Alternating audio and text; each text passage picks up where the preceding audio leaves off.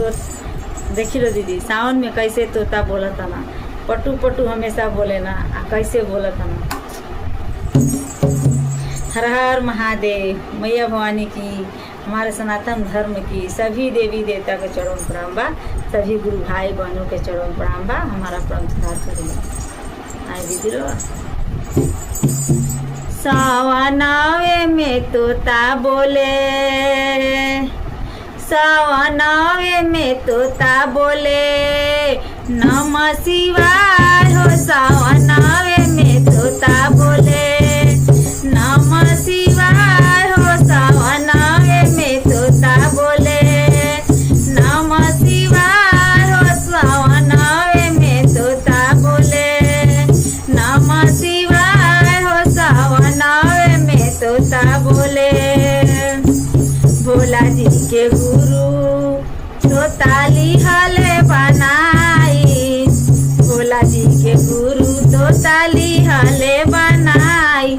सावनावे में तोता बोले, नमः शिवाय हो। सावनावे में तोता बोले, नमः शिवाय हो। सावनावे में तोता बोले।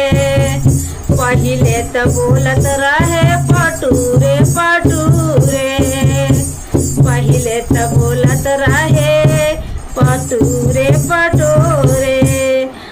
अब जपेला, अब जपेला नमः शिवाय हो। सावनावे में तोता बोले, नमः शिवाय हो। सावनावे में तोता बोले।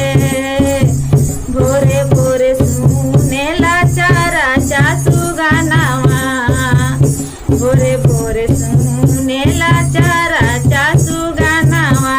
ध्यान लगाई हो। सावनावे में तोता बोले, नमः शिवाय हो। सावनावे में तोता बोले, नमः शिवाय हो। सावनावे में तोता बोले।